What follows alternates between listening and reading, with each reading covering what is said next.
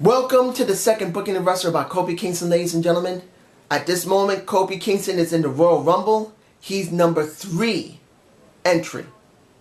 Now he goes through all the people that are currently in Royal Rumble, and he ends up one of the last 3, which will be Chris Jericho, which will be him, Kofi Kingston, and finally would be Dean Ambrose, because Dean Ambrose is very, very interesting right now to a lot of people. And when it comes to Chris, at this moment working AJ Styles, it makes sense to put him like that. So in the end, when it comes to Kofi dealing with these 3, he manages to eliminate Dean, and then it's just Chris and Kofi. And of course, Chris wins. And he's going to be going up against the current champion at that time, which is, you're not going to guess it, can you dig it, sucker? And that's Booker T. Booker T at this time went back to wrestling and is currently the champ. And I will be doing a booking the wrestler on Booker T. That's going to happen. But Booker T is currently the champ. Now, when it comes to the next night on Raw, Kofi is interviewed by Michael Cole. We got to do it, because he's the voice of the WWE. I'll use Byron Saxton later. But he is interviewed and he's asked, so how does it feel to be one of the last people in the Royal Rumble? You did a great job. And Kofi grabs the mic from Michael. And he says, I did a great job because I'm doing this for my wife and child. That's all I care about now. I still love wrestling. I still love having fun. But when it comes down to it, I am focusing on making sure my wife and child get everything they need. That is what I care about. And the crowd cheers for him. So that same night, New Day, which I didn't really say in the last video, I just said that his wife had a child and he needed to be with his child and wife. But New Day still exists.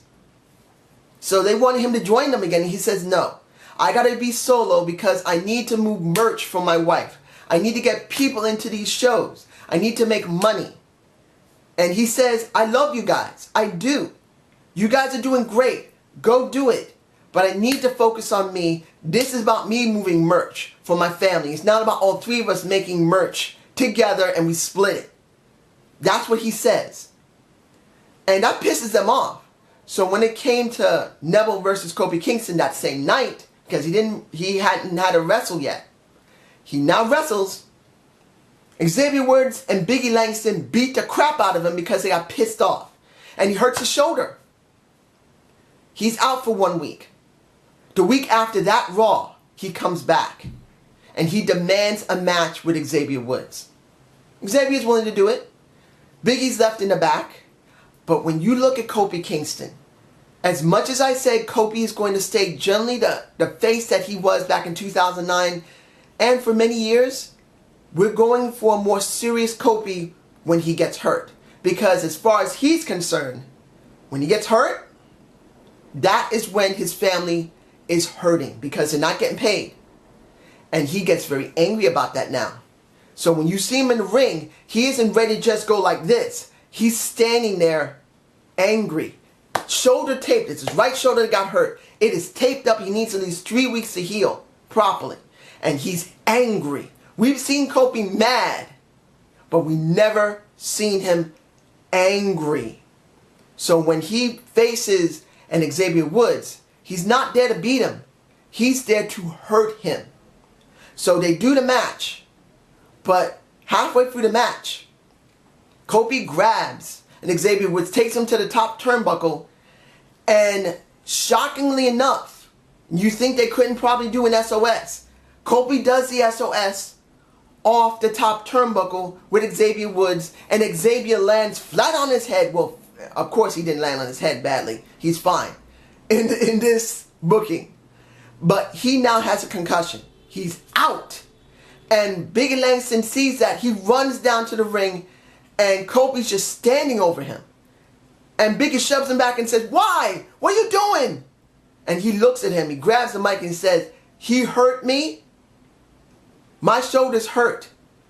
Now, you're going to pay. He drops the mic and leaves. The next Raw, he goes up against Biggie Langston. And instead of fighting Biggie Langston in the ring during a match, he comes down to the ring with a kendo stick. He literally comes down to the ring with a kendo stick. He doesn't care about facing him in the ring. He cares about hurting him. And he does hurt him.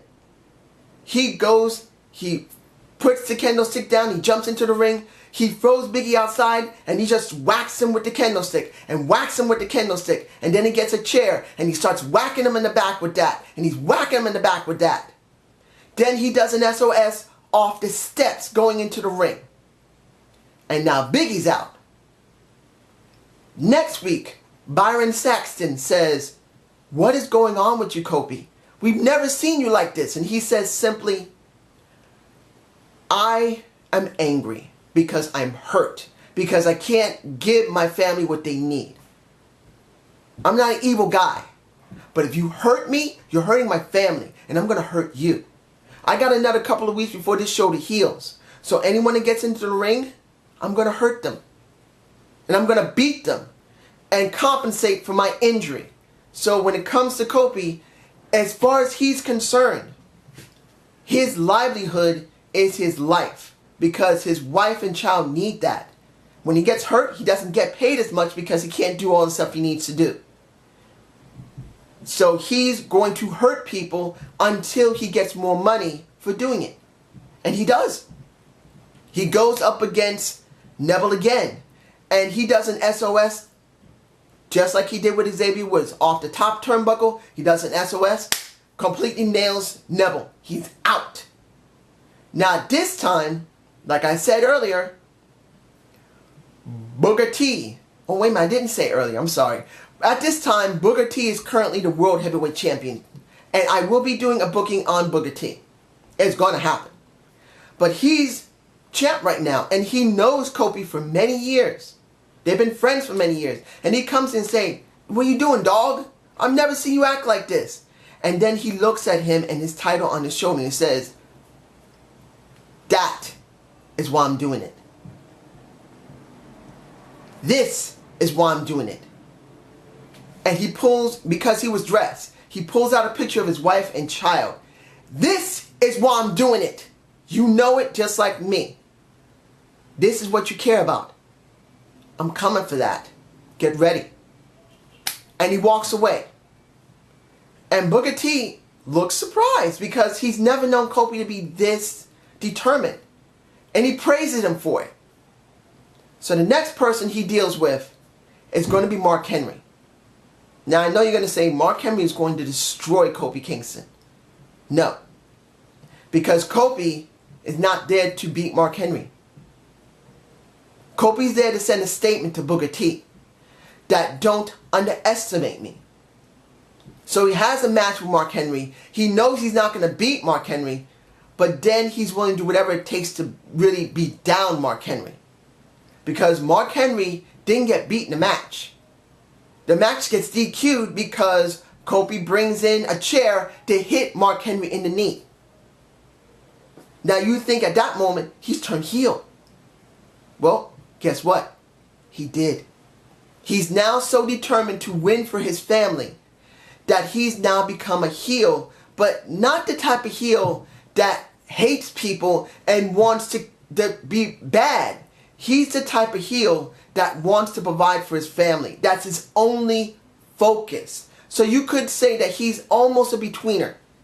He's still a good guy, but he's willing to do whatever it takes for his family. You know, I'm stopping there for the last booking the wrestler, how Kofi gets his title and finally gets the recognition he deserves. So I hope you enjoyed the Zane's View. Please give me a comment below. Well, not Zane's View. Oh, I got too many things I've been doing. Booking the wrestler. I'm sorry. Have a good day and have a good night. Peace!